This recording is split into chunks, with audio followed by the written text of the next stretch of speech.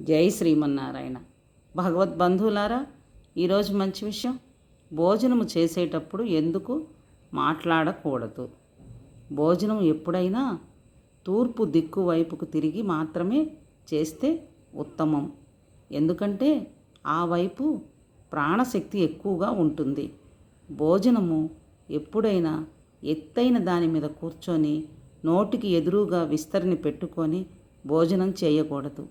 ఎందుకంటే అనేక వ్యాధులు వచ్చే అవకాశం ఎక్కువగా ఉంటుంది. మనం పీట మీద కానీ చాప మీద కానీ కూర్చొని తింటే శరీరానికి ఎంత ఆహారం కావాలో మన కడుపుకి అంతే తీసుకుంటాము. ఇకపోతే మాట్లాడకూడదనేది ఎందుకు? భోజనం చేసేటప్పుడు లాలాజలం ఊరుతుంది. మాట్లాడితే ఆ లాలాజలం ఊరదు.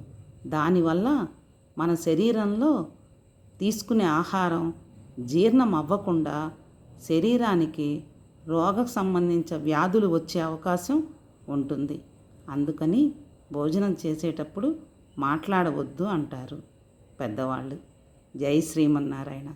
వీడియోస్ నచ్చితే సబ్స్క్రైబ్ చేసుకొని సపోర్ట్ చేయండి. జై శ్రీమన్నారాయణ.